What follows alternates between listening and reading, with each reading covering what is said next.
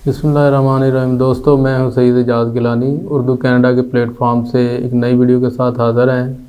और सबसे पहले तो आपका शुक्रिया कि आप हमारी वीडियोस लाइक कर रहे हैं, शेयर भी कर रहे हैं, और आपके जितने भी क्वेश्चंस होते हैं तो उनको हम कोशिश करते हैं कि एक मुनासिब टाइम में आपको एक अच्छा और साहिब उसका मशवरा या जवाब दिया जाए।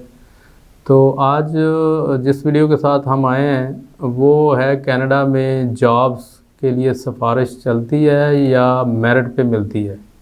तो ये आपके लिए भी बड़ी अचंभे की बात होगी कि कनाडा में भी सिफारिश और तल्लुकात से जॉब मिल जाती है। ज़्यादा जॉब्स वहाँ तल्लुकात और आपकी सिफारिश जो आपके रेफरेंस हैं, वहाँ बेसिकली सिफारिश का नाम रेफरेंसेस और क्लोज़ रिलेशन और नेटवर्किंग और फिर जो कनेक्शंस होते हैं वो पे करते हैं कि आपको अचानक कोई अच्छी जॉब भी मिल जाए।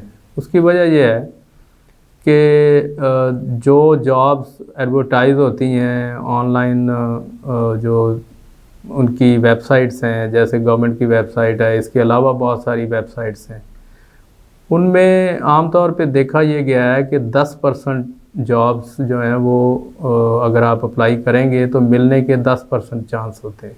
90% वो होती हैं जो मैंने आपको गिनवाया है कि जो सिफारिश होती है, जो तल्लुकात होते हैं, उसकी बुनियाद पे आपको राइट अवे जॉब मिल जाती है, या फ़र्ज़ करें एक आध हफ्ते में भी मिल जाती है। उसकी वजह यह है कि अगर एक बंदा, फ़र्ज़ करें मैं अगर किसी जगह काम कर रहा हूँ तो वहाँ किसी बंदे को फ़ायर किया गया है या वो बंदा छोड़ गया है, तो वहाँ के जो सुपरवाइज़र हैं, मैनेजर्स हैं, वो वहाँ के स्टाफ को कहते हैं कि अगर आपका कोई दोस्त है या जानने वालों में है तो आप उसको जॉब के लिए ला सकते हैं।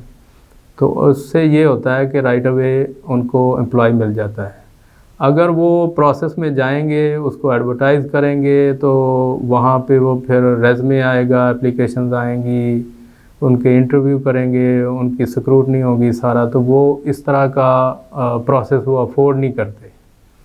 तो ये मेरा ज़ाती एक्सपीरियंस है। हो सकता है कुछ लोगों को इख्तलाफ भी हो कि हर बंदे का एक्सपीरियंस कनाडा में जॉब के हवाले से टोटली डिफरेंट है, लेकिन जॉब्स के लिए ग्रुपों में शामिल होना, नेटवर्किंग करना, अपने रेफरेंस के साथ चलना और इन टच रहना वो बहुत ज़रूरी है। और अगर आप अकेले हैं, आप किसी ग्रुप के साथ नहीं हैं, आपका फ्रेंड सर्कल बड़ा नहीं है, तो उसी तरह आपके लिए जॉब्स के चांसेस भी कम होते जाते हैं। अब ये ना समझिए कि आपके पास वहाँ जॉब है तो आप बस वो जॉब एंजॉय करेंगे।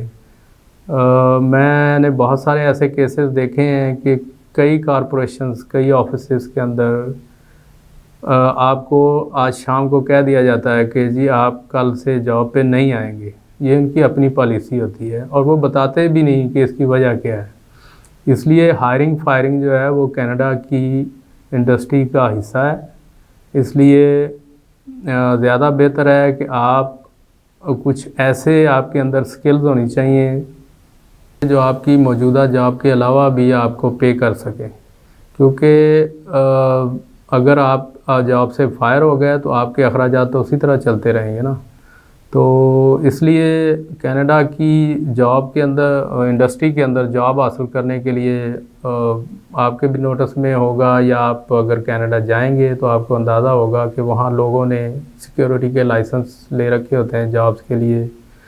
टैक्सी का लाइसेंस होता है, ट्रक का लाइसेंस लिया होता है, हैंडीमैन का उनके पास होता है। यानी ये कामों की एक लिस्ट होती है जो उन्होंने कर रखी होती है, क्योंकि कुछ पता नहीं होता कि कौन सी जॉब किस वक्त चली जाए और नई जॉब के लिए आपको तगदो करनी पड़े और आप बेरोज़गार ना रहें। तो ये आज की जॉब्स के मामले में एक शेयरिंग थी आपके साथ कि जॉब लेने के लिए आप ग्रुपों में रहें, शेयर करें और एक स्मार्ट अंदाज से जॉब सर्च करें, तो आपको उससे फ़ायदा हो सकता है। अगर आपके ज़हन में कोई सवाल हो जॉब्स के मामले में, या जो हमने आपसे बात की है, तो आप हमसे रब्ता कर सकते हैं, कमेंट सेक्शन में सवाल पूछ सकते हैं।